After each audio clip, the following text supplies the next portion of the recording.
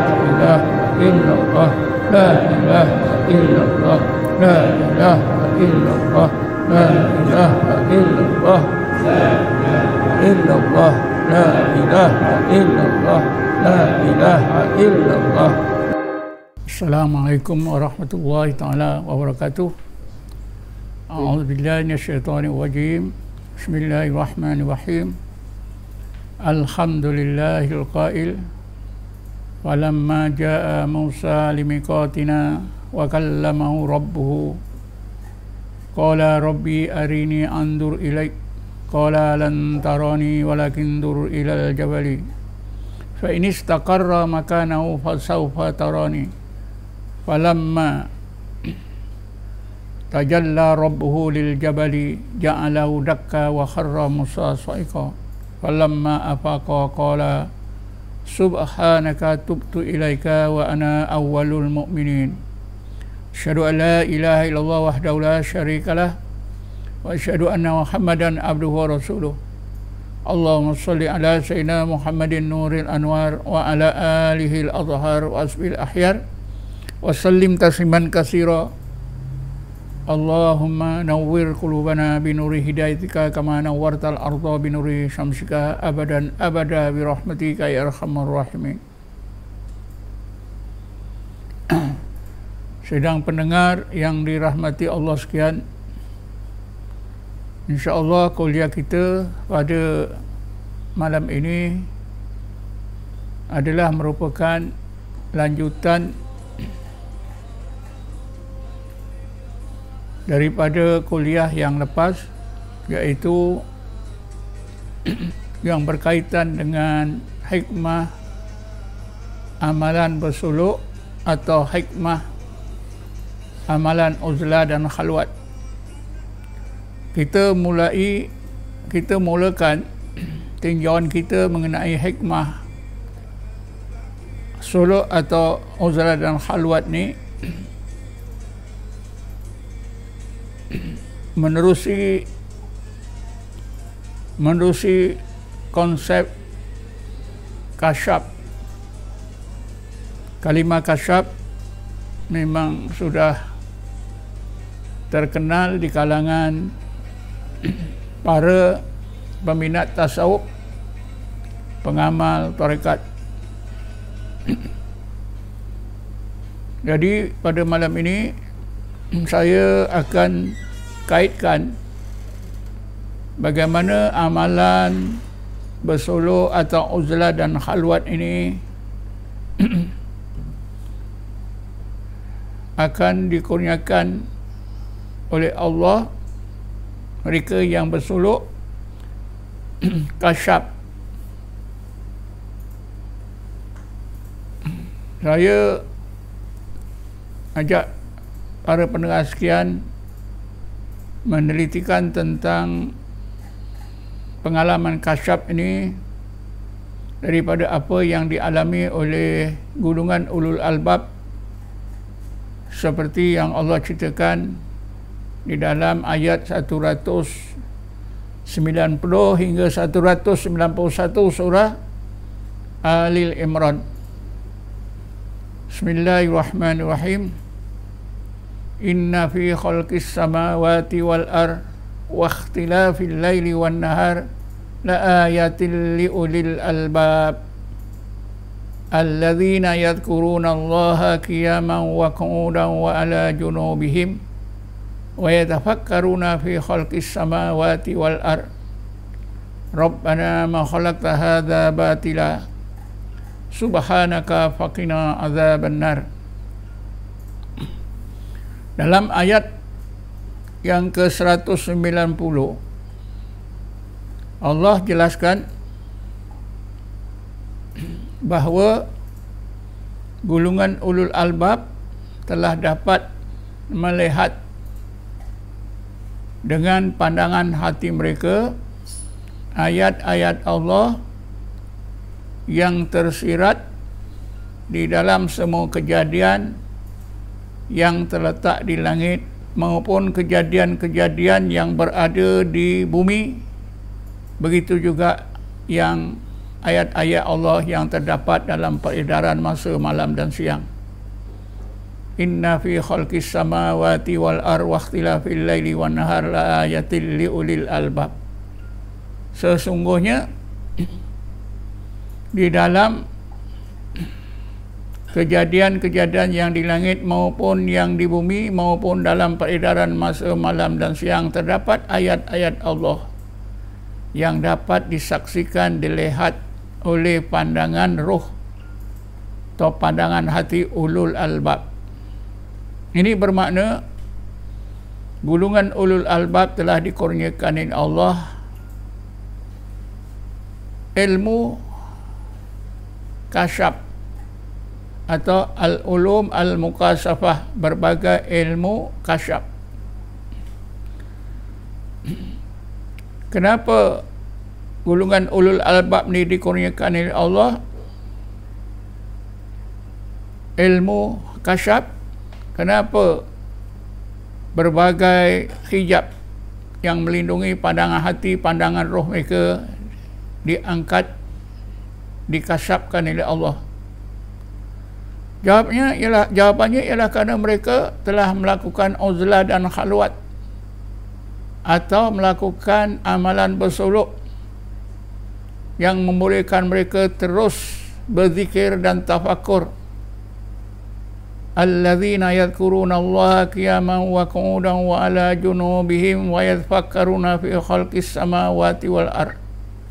Mereka sentiasa berzikrullah dalam apa juga keadaan hidup mereka, berdiri ke duduk, berbaring, sepanjang masa siang dan malam mereka terus berzikrullah. Semasa mereka berzikrullah, mereka sertakan dengan tafakur terhadap ayat-ayat Allah yang terdapat di langit dan di bumi.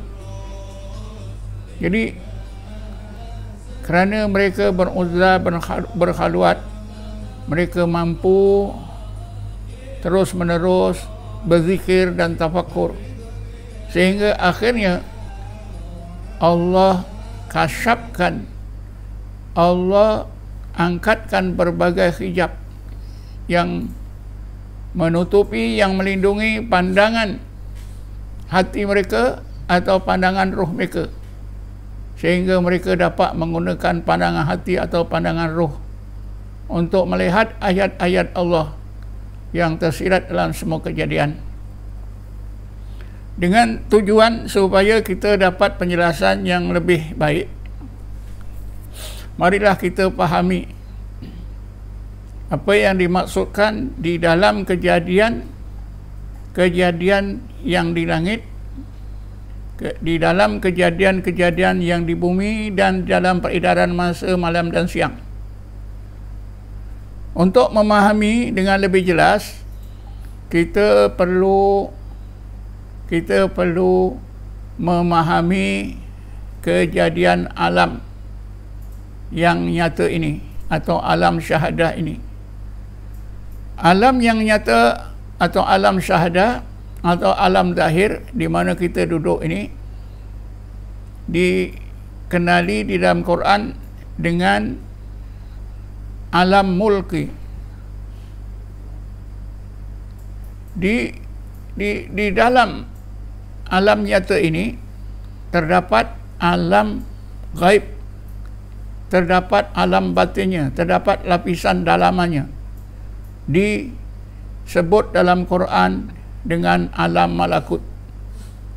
Jadi apa saja yang zahir, yang kita nampak, yang kita boleh rasa dengan panca indera, itu diistilahkan, disebut dengan alam mulki.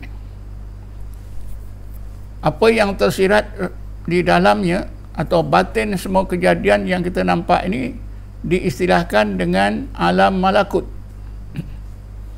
Untuk memahami dua istilah ini, alam mulki dan alam malakut, kita boleh gunakan ayat yang terakhir di surah Yasin. Bismillahirrahmanirrahim.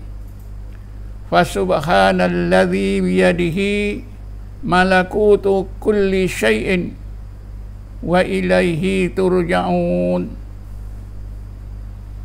Maka maha sucilah Allah di dalam genggaman kodrat iradahnya, malakut tiap-tiap sesuatu, malakut tiap-tiap sesuatu, malakutu kulli syai'in, tiap-tiap sesuatu yang kita nampak ini alam mulki, alam zahir, alam nyata, kita boleh pandang dengan mata kepala. Tapi malakut sesuatu itu tak boleh dipandang dengan mata kepala, perlu dipandang oleh pandangan hati atau mata hati atau basirah atau pandangan roh. Sebab pandangan mata, kita semua maklum akan pandangan mata, semua kita maklum terhad pada perkara-perkara yang nyata yang dapat dilihat pada kebiasaan. Adapun alam malakut ini terletak di alam yang gaib, lapisan dalam bagi alam mulki. Manusia hanya boleh melihat alam malakut dengan pandangan hati dan pandangan roh. Tetapi malangnya pandangan hati, pandangan roh itu terhijab, terdinding oleh berbagai hijab. Antara hijab yang besar yang selalu disebut dalam kitab-kitab tasawuf ialah hijabus syaitan, hijabus syaitaniyah, hijab yang dibangsakan kepada syaitan. Kerana Rasulullah pernah bersabda, laulah anna sayatina yahumuna khawla qalbi bani Adam lanadaru malakutas samawati wal ard. Sekiranya syaitan-syaitan itu tidak berkerumun di keliling hati anak-anak Adam, nescaya hati anak Adam itu akan dapat melihat rahsia-rahsia Allah di alam malakut, di langit maupun di bumi. Yang pertama, hijab syaitan. Yang kedua, hijabul kaun. Hijabul kaun ialah maknanya alam nyata, kejadian alam nyata ini menghijab pandangan hati kita, pandangan roh kita. Dan alam nyata yang paling dekat dengan kita ialah wujudnya diri kita sendiri. Ini dia makan hijabul kauni. Yang ketiganya ialah hijabul ghaflah, hijab kerana lalainya hati tidak ingat Allah. Dan keempatnya ialah hijabul maksiat, hijab kerana dosa-dosa kita. Yang kelimanya ialah hijabus syahwat, hijab adanya berbagai dorongan-dorongan nafsu yang memang Allah jadikan pada diri kita. Inilah 5 hijab yang besar. Jadi golongan ulul albab yang sentiasa zikir dan tafakur tadi dikurniakan oleh Allah, dibersihkan, diangkatkan berbagai hijab hati mereka. Maka bila semua hijab-hijab hati ini sudah diangkat oleh Allah, maka pandangan hati, pandangan roh mereka dengan sendirinya akan nampak rahsia-rahsia Allah di alam malakut.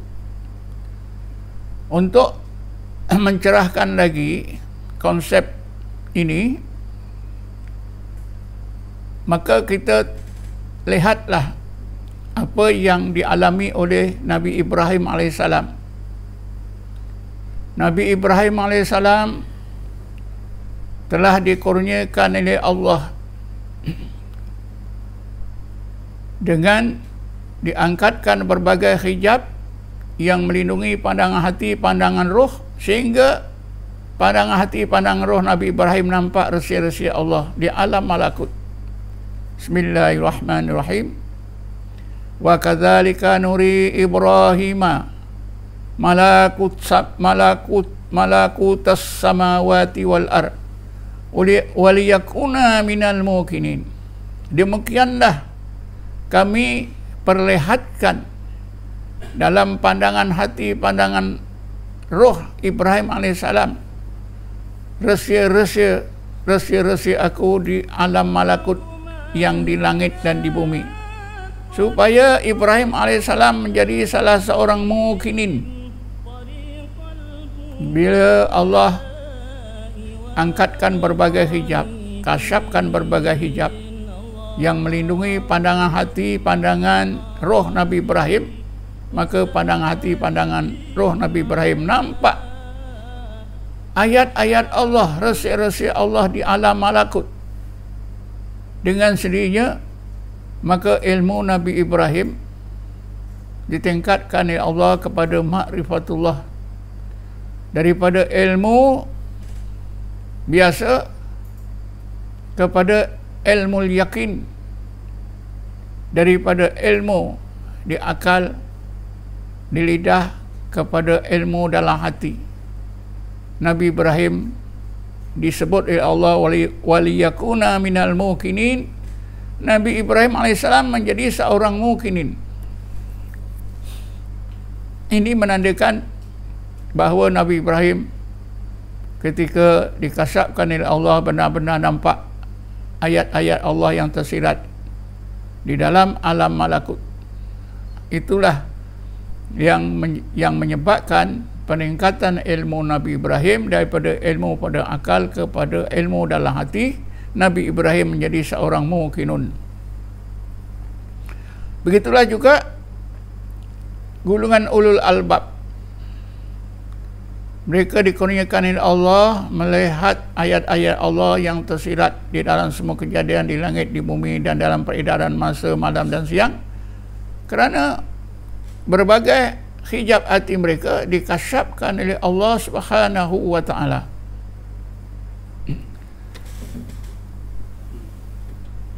Kenapa mereka dikurniakan oleh Allah kasyaf? Jawapannya tak lain tak bukan ialah kerana mereka ulul albab ini melakukan uzlah dan khalwat. Ketika mereka uzlah dan khalwat, mereka terus menerus berzikir dan tafakur, sehingga akhirnya Allah kurniakanlah ulum al-mukasyafah, ilmu al-mukasyafah. Sebab itulah amalan bersuluk atau uzlah dan khalwat ni sangat penting, kerana terlalu banyak hikmah yang seseorang itu akan dikurniakan oleh Allah menerusi amalan ini. Saya teringat kata-kata Imam Syafi'i. Imam Syafi'i menyebutkan, man arada an yabtahallahu qalbahu wa yarzuqhu al-ilma fa'alahi bil khilwati wa taqlilil akli wa tajnibi subaha wa ba'dil ulama alladzina laisa lahum insafun wala adabun. Maksudnya, sesiapa yang mau Allah bukakan, kasyafkan berbagai pintu hati, hijab hati, dan Allah nantinya akan kurniakan kepadanya ilmu secara laduni, ilmu mukasyafah, al-ulum al-mukasyafah, maka wajiblah di atasnya berkhalwat, beruzlah, berkhalwat, bersuluk. Dan ketika beruzlah, berkhalwat itu, wajiblah orang tersebut menyedikitkan makan, menjauhkan diri daripada orang-orang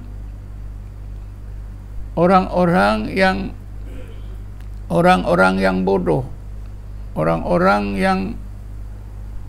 yang tidak cukup ilmu, orang-orang yang tidak cukup kepahaman ilmu agamanya, sufaha. Sufaha asalnya maknanya orang-orang yang bodoh. Tapi maksudnya bukanlah bodoh, tapi orang yang tidak tahu tentang ilmu yang berkaitan dengan ilmu kerohanian, yang tidak tahu dengan ilmu al-mukasyafah, yang tidak tahu dengan ilmu laduni, yang tidak tahu dengan urusan-urusan hati, roh dan sir. Tegasnya, sufaha ini boleh disebutlah orang-orang yang tidak tahu tentang ilmu tasawuf, orang-orang yang menolak tasawuf, orang-orang yang menolak amalan tarekat. Ini dianggap sebagai sufaha. Karena orang-orang seperti ini bila kita dampingi akan merosakkan keyakinan kita, akan merosakkan ilmu dan amalan kita yang sedikit. Ilmu dan amalan kita sudahlah sedikit, lalu nanti dirosakkan oleh orang-orang macam ni apabila kita berdekat, apabila kita berkawan, apabila selalu berbincang dengan orang-orang macam ni.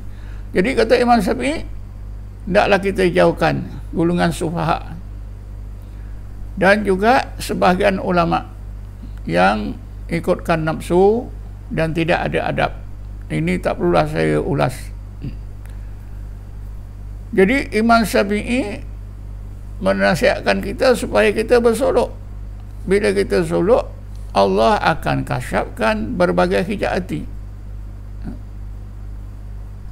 Ini bermakna Imam Syafi'i telah melakukan solok, melakukan amalan uzlah dan khalwat. Siapakah guru Imam Syafi'i? Setengah kitab menyebutkan guru Imam Syafi'i ialah Subhanur Ra'i, seorang ahli tasawuf yang nampaknya sebagai orang biasa tapi mempunyai ilmu yang dalam, pahaman agama yang dalam, mempunyai kepimpinan kerohanian yang sangat mantap sehingga layak menjadi guru kepada Imam Syafi'i, Subhanur Ra'i. Selain daripada itu, marilah kita tengok, saya pinta selalu apa pandangan Imam Ghazali tentang amalan suluk dihubungkan dengan ilmu kasyaf ini. Imam Ghazali menegaskan bahawa para nabi-nabi, para wali-wali pun melakukan uzlah dan khalwat. Karena itu maka uzlah dan khalwat itu adalah perjalanan para nabi dan wali-wali Allah. Kata Imam Ghazali, sesudah seorang itu bersiap sedia untuk melakukan khalwat, maka hendaklah ia duduk di dalam satu tempat khalwatnya. Ketika dia berkhalwat itu, jangan banyak beramal dengan amalan-amalan lain selain daripada zikir. Cukuplah dengan mengerjakan sembahyang fardu dan rawatib ba'diyah dan qobliyah saja. Apa yang perlu, kata beliau, wa yajlisu fariqal qalbi wa la yufarriqu fikrahu bi qiraatil Qur'an wa la yaktubu hadisan bal yastahidu an la yahturu bi balihi syai'un siwa Allah. Hendaklah orang yang berkhalwat itu duduk terus di dalam tempat khalwatnya, jangan diganggu fikirannya dengan baca Quran ataupun menulis apa-apa tulisan. Bahkan ia terus duduk bersungguh-sungguh supaya dalam hatinya tidak terlintas apa-apa pun kecuali Allah saja.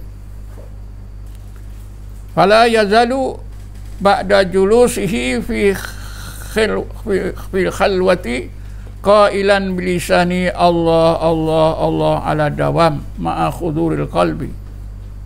Maknanya sesudah dia duduk di tempat khalwatnya, hendaklah lidahnya terus menyebut Allah Allah Allah, jangan berhenti-henti sambil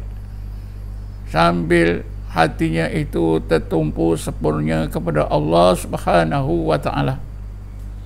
Inilah pandangan Imam Ghazali, dan ini memang dilakukan oleh beliau. Dalam satu kitab, Imam Ghazali kata setelah beliau beramal berkhalwat 40 hari 40 malam, dia rasa Allah kurniakan ilmu yang sebelumnya dia tidak ada. Begitulah.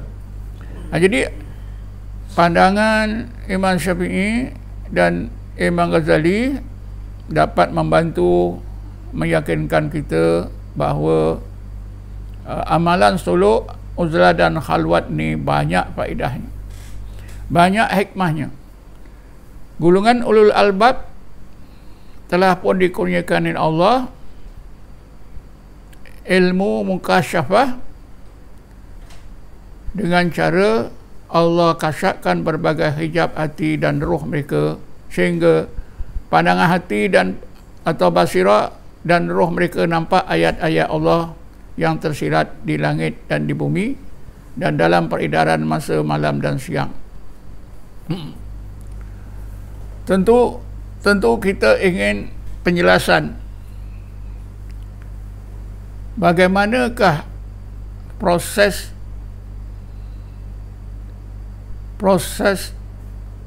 kasyaf itu dikurniakan oleh Allah kepada seorang yang melakukan uzlah dan khalwat. Ini selalu menjadi satu pertanyaan di dalam hati orang ramai. Kerana syekh-syekh tarekat yang melakukan uzlah dan khalwat atau suluk tidak mau mendedahkan rahsia ini kepada orang ramai, kerana dianggap pendedahan itu satu salah adab besar terhadap Allah Subhanahu Wa Taala.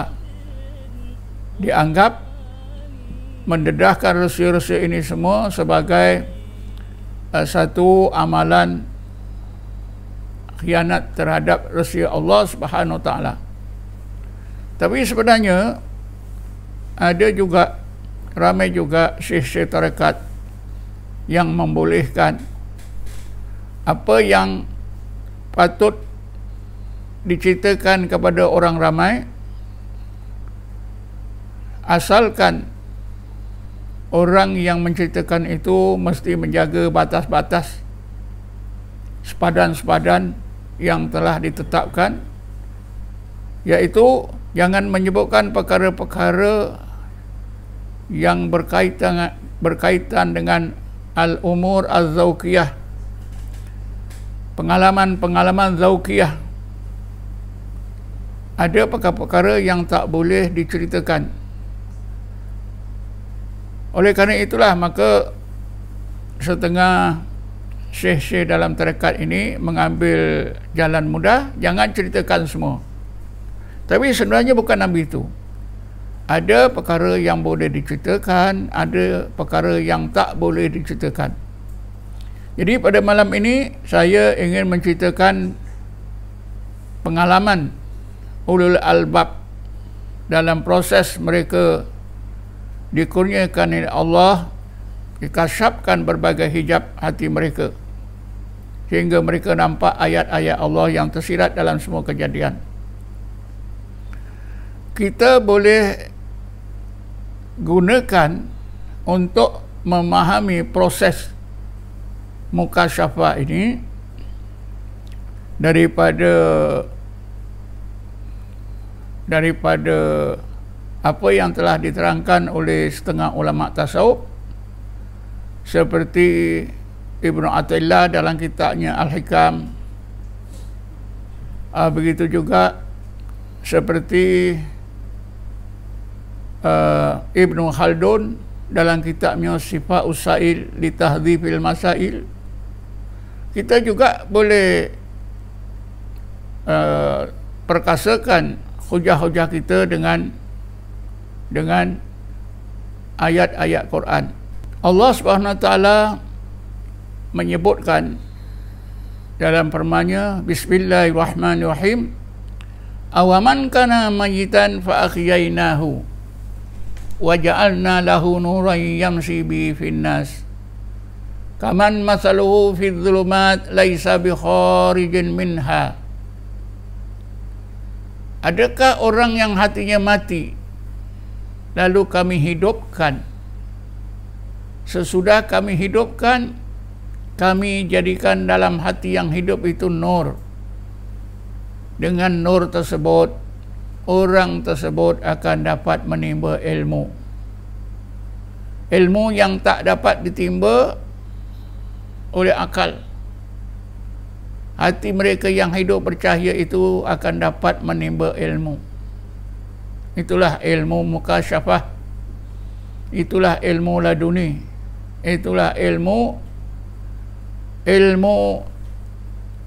zauqi. Lalu mereka amalkan untuk diri mereka dan mereka sebarkan kepada orang ramai. Yamshi bi finnas. Orang seperti ini adakah sama dengan orang lain yang hatinya tetap mati, berada dalam berbagai kegelapan yang tidak boleh keluar daripada kegelapan tersebut sama sekali? Ibnu Athilah ada menjelaskan bagaimana hati seorang yang terus berzikir itu dihidupkan oleh Allah, dilimpahkan dalam ruang hatinya nur.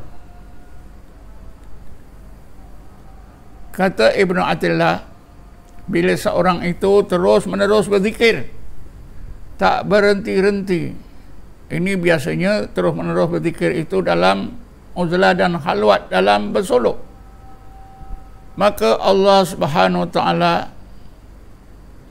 akan limpahkan, akan hidupkan hatinya dan limpahkan dalam ruang hatinya nur.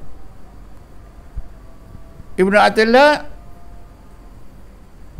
menyebutkan begini, aurada alaikal warida litakuna bihi alaihi waridan.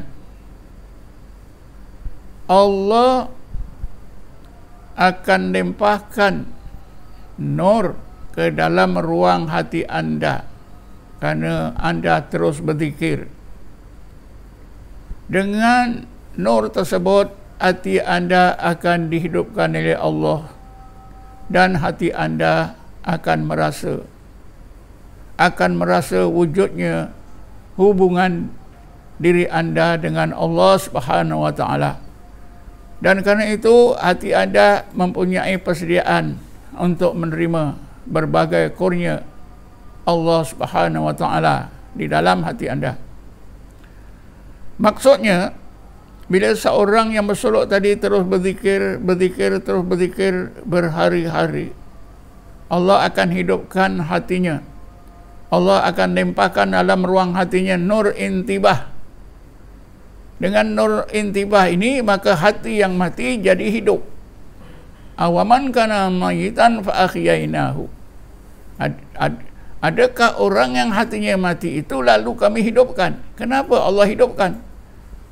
Jawabnya, kerana orang tersebut terus berzikir berhari-hari, siang dan malam. Maka Allah hidupkan hati. Permulaan hidup hati inilah, semasa inilah maka Allah limpahkan dalam nur hati orang tersebut dengan nur intibah. Jadi hati yang ghaflah, yang lalai sudah bertukar kepada hati intibah atau hati yang yaqadhah. Hati orang tersebut sudah bangun, sudah ada cahaya, nur intibah, nur yaqadhah. Saya pernah terangkan dalam kuliah saya yang lepas, orang yang hatinya mati itulah orang awam. Dan bila hati mati itu dihidupkan oleh Allah, maka bertukarlah orang awam tersebut menjadi seorang salik. Seorang salik itu ialah orang yang hatinya baru dihidupkan oleh Allah, dimasukkan dalam ruang hatinya nur intibah. Tentunya semasa seorang itu berada dalam tingkat awam, hijab yang melindungi pandang hati, pandang rohnya sangat tebal. Tak nampak apa-apa, tak terbayang apa pun, tak terasa apa pun. Hal-hal kerohanian, hal-hal alam malakut. Tapi apabila Allah Subhanahu Wa Taala ubahkan, hidupkan hati orang tersebut, dilempahkan dalam ruang hati nur intibah, hati jadi hidup, jadi sedar, maka ketika itu tentulah keadaan hati sudah berubah. Hati sudah mula terbayang-bayang rahsia-rahsia Allah di alam malakut. Rasa begitu hebat berlaku di dalam rohani orang tersebut. Lalu kata Ibnu Athaillah, kalau orang tersebut terus berzikir, maka nur yang Allah limpahkan dalam ruang hati tadi ditambahkan lagi oleh Allah, dicerahkan lagi oleh Allah, sehingga nur itu dapat benar-benar menghidupkan hati, dapat benar-benar memandang keagungan Allah, dapat benar-benar menerima berbagai ilmu daripada Allah terus ke dalam hati. Inilah yang disebutkan oleh Ibnu Athaillah, awrada alaikal warida liyatasallamaka min yadil aghyar wa yukharruka min riqil asar. Maksud Ibnu Athaillah, bila seorang itu sudah dikurniakan nur intibah, hati sudah hidup, orang tersebut terus berzikir, maka Allah akan tambahkan lagi cahaya, kuatkan lagi cahaya, terang benderangkan lagi cahaya intibah itu kepada yang lebih terang, yang diistilahkan nur khudur, nur iqbal. Nur khudur artinya cahaya yang membolehkan hati seorang itu, roh seorang itu khudur ma Allah, sehingga kewujudan Allah, keagungan Allah itu nyata. Sebab itulah Ibnu Athaillah kata, bila Allah limpahkan nur khudur ini, maka nur inilah yang akan menyelamatkan hati orang tersebut daripada pengaruh makhluk. Liyatasallamaka min yadil aghyar, menyelamatkan hati anda daripada pengaruh makhluk. Aghyar maknanya makhluk. Bila hati seorang itu diselamatkan oleh Allah daripada pengaruh makhluk, akhirnya wa yukharrika miriki asar, Allah merdekakan hati orang tersebut daripada diperhamba makhluk. Artinya, bila seorang itu dikurniakan oleh Allah nur khudur atau nur iqbal, benar-benar hati orang tersebut dapat memandang keagungan Allah, menjadi hamba Allah sebenar, terlepas daripada diperhambakan oleh apa juga makhluk, termasuklah nafsu orang tersebut sendiri.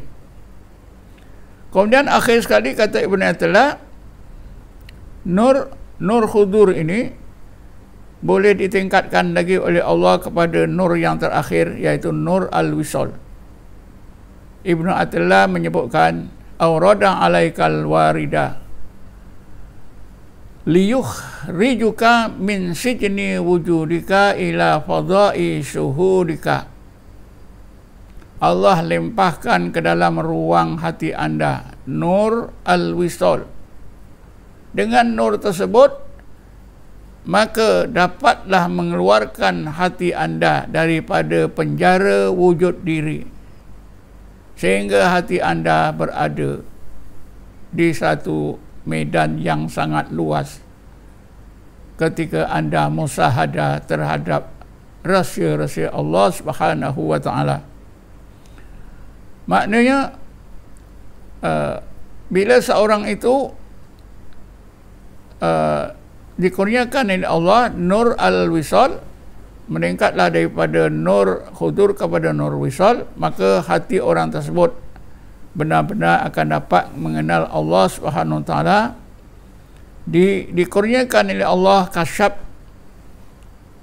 yang sempurna, sehingga orang tersebut difanakan oleh Allah, kemudian diletakkan oleh Allah dalam keadaan baqa' billah. Dengan kata lain, bila seorang itu dikurniakan oleh Allah nur al-wisal, maka orang tersebut sampailah ke tingkat ihsan. Orang tersebut akan mengalami apa yang diterangkan oleh Allah tentang ihsan. Seorang yang sampai di tingkat ihsan akan mengalami dua keadaan, dalam dua tahap dan dua keadaan. Pertama, Rasulullah menyebutkan al-ihsan an ta'budallaha ka'annaka tarahu. Ihsan itu anda beribadat kepada Allah seolah-olah anda melihatnya. Maknanya apabila seorang itu terus berzikir berhari-hari dalam masa bersolok, dalam masa uzlah dan khalwat, bila Allah kurniakan nur yang ketiga, nur wisal, maka ketika itulah orang tersebut difanakan oleh Allah. Inilah yang dimaksudkan liyukhrijuka min sijni wujudika. Apa maksud sijni wujudika? Apa maksud penjara wujud diri? Maksud penjara wujud diri ialah apa yang Allah jadikan untuk kita. Dalam ilmu tauhid kita pelajari sifat ma'ani yang 7. Qadrat, iradat, ilmu, khayat, sama, basar, kalam. Ada kesannya pada manusia. Manusia merasa ada kehendak. Manusia merasa ada kekuatan, ada qadrat, iradah. Manusia merasa ada ilmu. Manusia merasa hidup. Manusia merasa mendengar.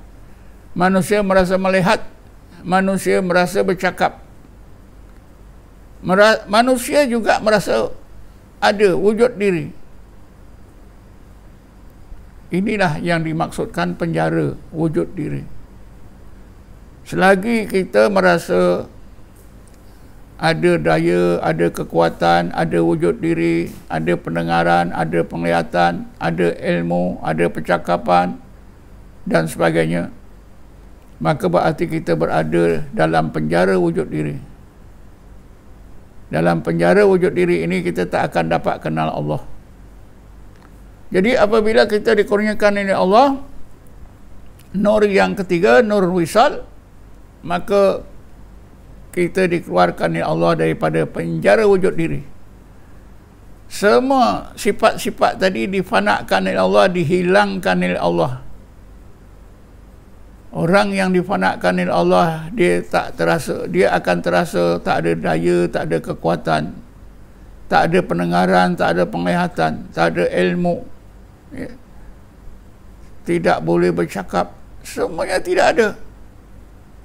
Ini dikeluarkan oleh Allah daripada penjara wujud diri. Ke mana? Barulah hati kita, roh kita ini dapat melakukan musyahadah. Al-musahadatu hiya ru'yatul haq, ayatul haqqi bil basirati min ghairi subatin ka'anna ra'ahu bil aini. Musyahadah itu ialah pandangan hati atau pandangan roh melihat ayat-ayat Allah sangat terang seperti melihatnya dengan mata kepala.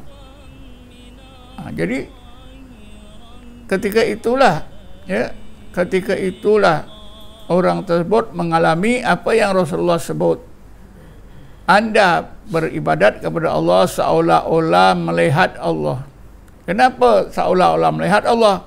Karena yang dilihat oleh pandangan roh, pandangan hati hanyalah ayat-ayat wujudnya Allah.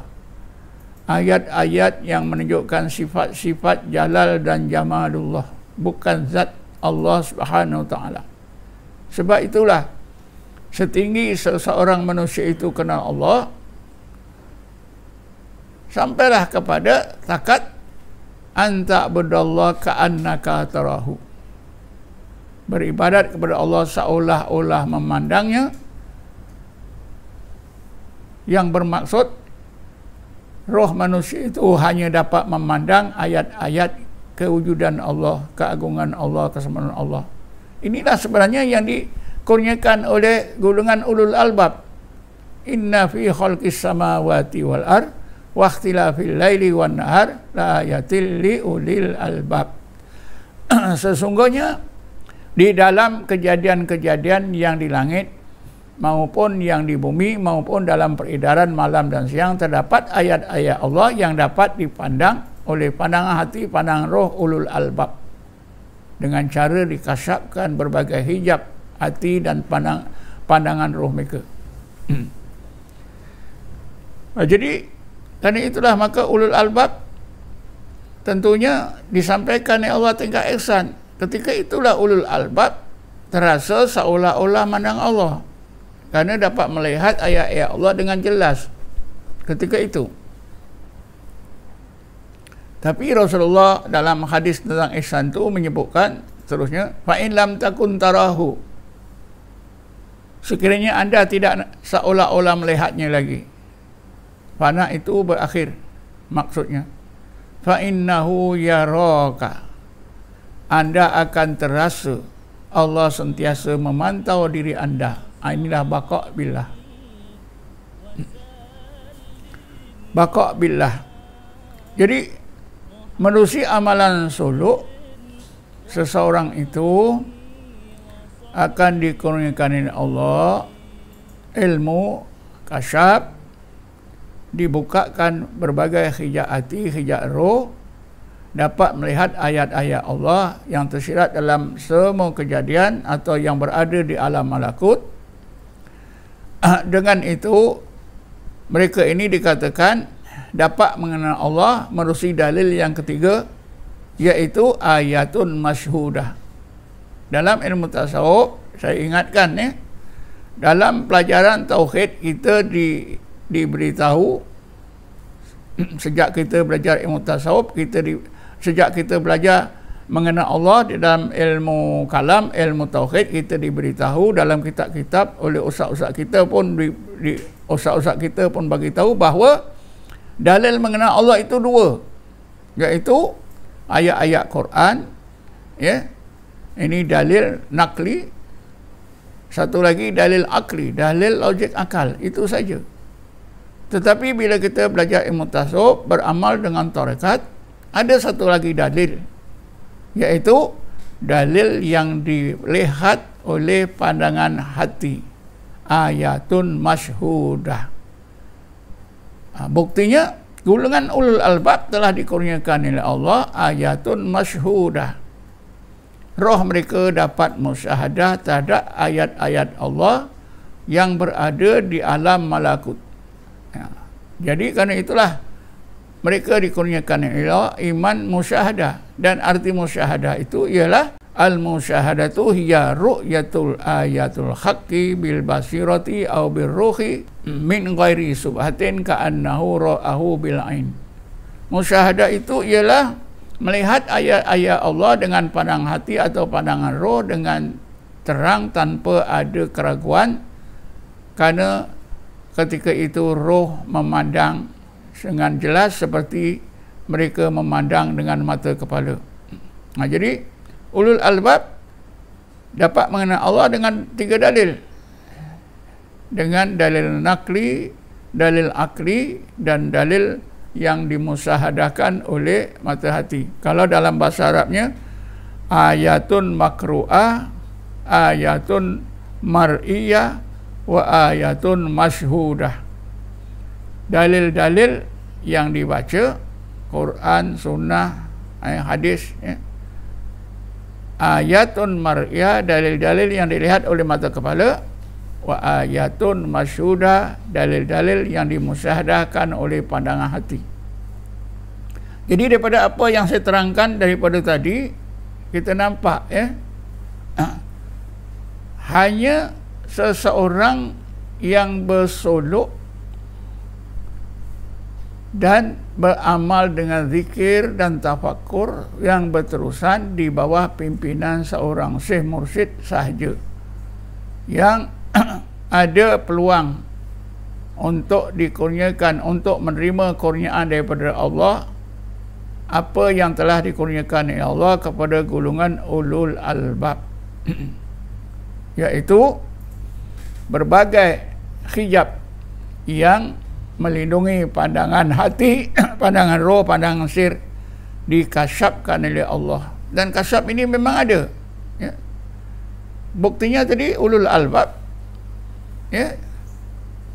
Ulul albab tu nampak ayatun masyhudah yang tersirat di alam malakut, yang berada di alam malakut. Tentulah berbagai hijab yang melindungi pandangan hati mereka, pandangan roh mereka dikasyapkan oleh Allah Subhanahu wa ta'ala. Jadi hanya menerusi amalan suluk yang dilakukan di dalam suluk itu, zikir dan tafakur, dipimpin seorang guru mursyid saja yang mempunyai potensi untuk menerima kurnia daripada Allah, dikasyapkan oleh Allah berbagai hijab hati. Tanpa bersolok, tanpa zikir dan tafakur semasa solok, susah seorang itu untuk menerima kurnia Allah seperti ini. Kerana ada orang yang bersolok, mereka tak bersungguh-sungguh. Bila bersolok tak sungguh-sungguh, macam juga tak bersolok. Sebab itu semua ulama yang beramal dengan amalan uzlah dan khalwat menegaskan perlu kesungguhan, perlu memusatkan zahir dan batin kepada Allah semata-mata. Dalam bahasa biasa, seorang yang bersolok itu hendaklah podon zikir. Ingat Allah kan, tujuan Allah semata-mata podon zikir berjam-jam tanpa memikirkan lapar, tanpa memikirkan apa saja, Allah saja. Ilahi anta maksudi waridhaka matlubi. Barulah insya-Allah Allah akan kurniakan itu semua. Jadi daripada apa yang saya terangkan tadi, kita dapat melihat dengan jelas satu hikmah daripada amalan bersolok, berkhalwat, beruzlah, berkhalwat, ialah Allah akan kurniakan kepada orang yang bersolok itu apa yang dinamakan ilmu kasyaf, al-ulum al-mukasyafah, al-ulum al-zawqiyah, al-ulum al-laduniyah, dengan cara-cara yang seperti yang saya telah terangkan. Karena itulah maka amalan bersolok ini termasuk dalam apa yang diistilahkan oleh setengah ahli tasawuf dengan mujahadah al-kasfi wal ittila'i. Istilah mujahadah al-kasfi wal ittila'i ini digunakan oleh Ibnu Khaldun dalam kitabnya Shifa'us Sa'il li Tahdhibil Masail. Kenapa Ibnu Khaldun menggunakan istilah mujahadah al-kasfi wal ittila'i? Kerana jawapannya ialah kerana mujahadah ini, mujahadah yang dilakukan itu akan menghasilkan kurniaan daripada Allah, kasyaf dan ittila'. Apa makna kasyaf? Allah kasyafkan berbagai hijab seperti yang saya terangkan tadi. Ittila' apa saja yang di balik hijab itu akan dapat dilihat dengan terang. Apa saja rahsia-rahsia Allah min ulumil ghaibiyah wa umur hakikiyah, daripada ilmu-ilmu yang gaib dan daripada perkara-perkara hakikat, perkara-perkara yang berkaitan dengan hakikat akan dapat dilihat dengan terang. Mujahadatul kasfi wal ittila'i. Sebab itu setengah ulama tasawuf menerangkan apa makna kasyaf. Makna kasyaf itu ialah ittila' ma wara al hijab, nampak dengan jelas apa yang di balik hijab. Contohnya tudung saji yang rapat, kita tak tahu apa yang ada di bawah tudung saji. Bila tudung saji itu diangkat, maka kita nampak apa yang di bawah tudung saji. Itulah ittila'. Oh, ada goreng ayam. Oh, ada sambal belacan. Oh, ada nasi. Yang tadinya tak nampak. Itu sebab itu kasyaf itu ialah al-ittila' ma wara al-hijab. Nampak dengan jelas apa yang ada di belakang hijab.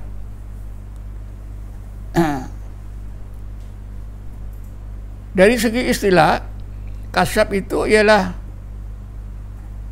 al-ittila' ma wara al-hijabi minal ulumi ma'nawiyah, minal ulum ma'nawiyah.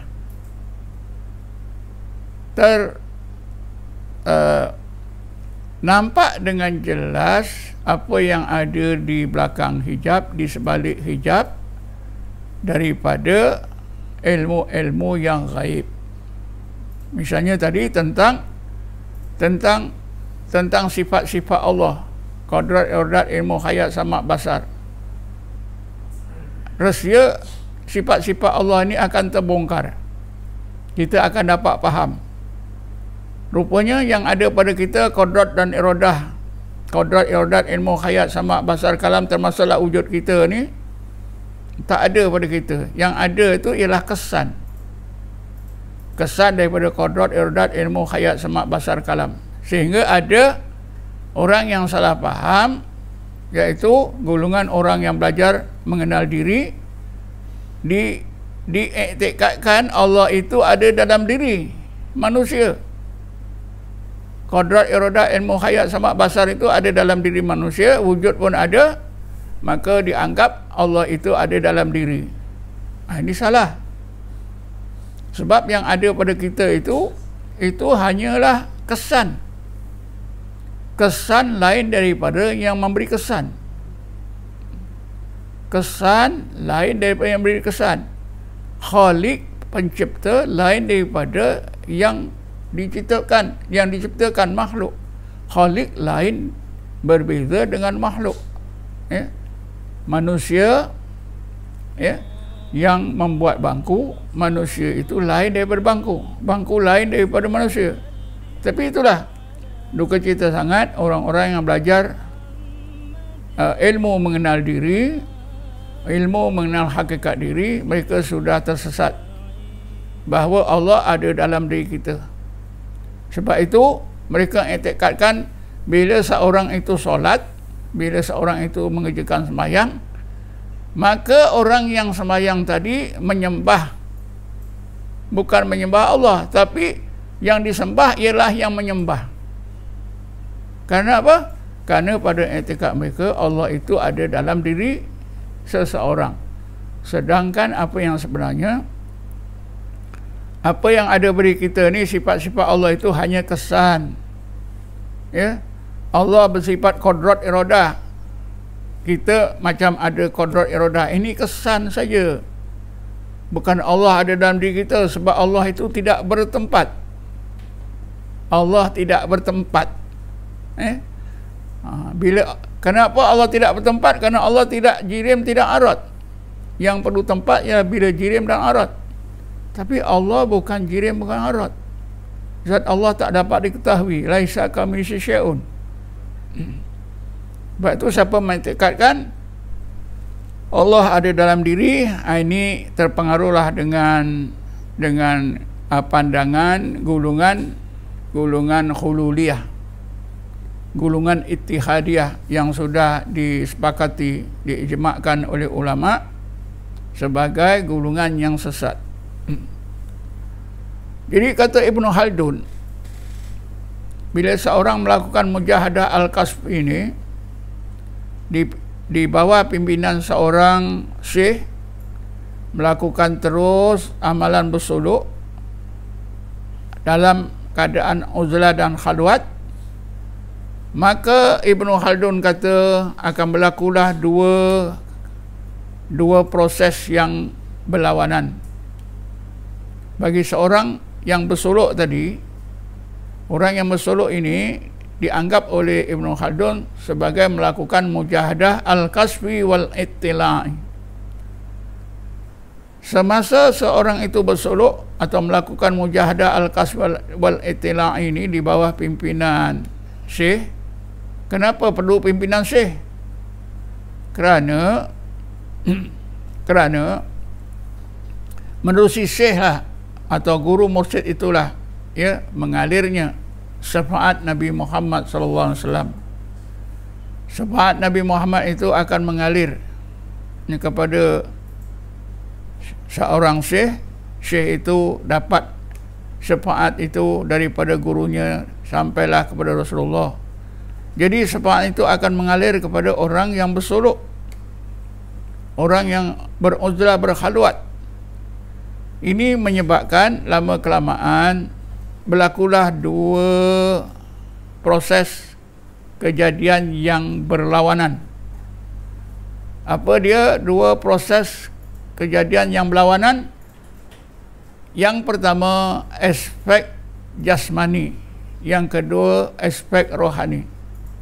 Kata Ibnu Khaldun, seorang yang melakukan mujahadah kaswil itila dalam suluk, dalam uzlah dan halwat, aspek rohani akan meningkat, bertambah kuat. Sebaliknya aspek jasmani, orang tersebut akan menjadi lemah. Dan proses ini akan berterusan sampai satu tingkat rohani orang tersebut berada dalam tingkat benar-benar perkasa, benar-benar kuat. Jasmani, aspek jasmani benar-benar lemah, sehingga rohani itu seolah-olah terlepas daripada kungkungan, daripada penjara jasmani. Maka rohani ketika itu bebas. Oleh kerana itulah pandangan rohani orang tersebut dapat digunakan untuk memandang alam malakut. Kerana roh orang tersebut tidak lagi dikuasai oleh aspek jasmaninya. Kata Ibnu Khaldun, orang tersebut dapat dipanggil insanun ruhiyun, manusia roh semata-mata, walaupun ada jasadnya tidak lagi memenjara, tidak lagi memenjara, tidak lagi mengepung rohnya bebas. Inilah yang dimaksudkan oleh setengah ulama tasawuf, mati sebelum mati. Jadi ini akan dicapai oleh seorang yang beriman bila mereka bertarekat mengamalkan uzlah dan khalwat atau beramal dengan amalan suluk di bawah pimpinan seorang guru mursyid. Ketika roh itu kuat, bebas daripada kungkungan jasmani, roh ketika itulah nampak ayat-ayat Allah yang tersirat dalam semua kejadian di langit, di bumi, dan dalam peredaran masa malam dan siang. Inilah yang berlaku pada golongan ulul albab. Jadi jelas bahawa amalan suluk ini bila diamalkan bersungguh-sungguh di bawah pimpinan seorang guru mursyid, dipenuhi dengan diperkokohkan, diperkokohkan lagi dengan adab-adab bersuluk, maka orang yang bersuluk itu akan dapat kurniaan daripada Allah apa yang telah kita dengar tadi, iaitu berbagai hijab yang melindungi, yang menutupi pandangan hati, pandangan roh, pandangan sir akan diangkat oleh Allah Subhanahu Wa Taala. Maka ketika itulah Allah akan tingkatkan ilmu orang tersebut daripada ilmu kepada ma'rifatullah, di mana kita sudah tahu ma'rifatullah itu juga dikenali dengan ilmu laduni, ilmu zauqi, ilmu kasyaf, dan berbagai istilah lain, ilmu hati, ilmu nafi, ilmu yakin, dan sebagainya. Jadi daripada apa yang saya terangkan tadi, kita dapat melihat satu hikmah yang akan Allah kurniakan kepada orang yang bersuluk atau melakukan uzlah dan khalwat, iaitu dihidupkan hati, dilempahkan ke dalam ruang hati nur, dimulai dari nur intibah kepada nur khudur dan berakhir dengan nur al-wisal. Seseorang itu akan disampaikan oleh Allah ke tingkat ihsan, akan mengalami seolah-olah melihat Allah. Ketika itulah Allah lempahkan dalam hatinya, tingkatkan ilmunya kepada makrifah, yang akhirnya Allah akan letakkan orang tersebut dalam baqa' billah. Bila seorang itu berada dalam baqa' billah, maka orang tersebut merasakan apa saja yang dilakukan semuanya billah. Dan ini perlu kepada satu penjelasan lain, fana dan baqa' billah. Perlu kepada satu penjelasan lain supaya kita dapat kepahaman yang betul, yang benar konsep fana fillah, baqa' billah. Biasanya kalau sebut fana fillah, kalau baqa' billah. Tidak boleh disebut lain. Sebab apa? Sebab apa disebut fana fillah? Kerana seorang yang difana itu, yang difanakan oleh Allah itu, dia berada dalam lautan kalimah Allah. Orang yang ditenggelamkan oleh Allah dalam kalimah ismu zatil aliyah, Allah, ketika itulah difanakan oleh Allah. Sebab itu disebut fana fillah. Sesudah dikeluarkan oleh Allah daripada fana fillah, diletakkan oleh Allah dalam keadaan baqa' billah. Kenapa billah? Kerana apa saja seseorang itu melakukan, apa saja dirasakan billah, dengan Allah. Dia melihat dengan Allah, dia mendengar dengan Allah, dia bercakap dengan Allah, ilmunya dengan Allah, gerak-gerinya dengan Allah, semuanya Allah. Semuanya Allah. Sebab dinamakan baqa' billah. Jadi insya-Allah nanti kita terangkan tentang fana fillah, baqa' billah, konsep ini. Fana fillah, baqa' billah ini akan dikurniakan oleh Allah bagi orang-orang yang melakukan uzlah dan khalwat atau orang yang bersuluk. Jadi saya fikir setakat ini saja untuk kali ini. Kita lihat satu hikmah yang sangat penting yang berkaitan dengan amalan uzlah dan khalwat atau bersuluk. Setakat ini saja, wallahu alam. Assalamualaikum warahmatullahi taala wabarakatuh. Nabi salam alaik, ya Rasul salam alaik, ya Habib salam alaik.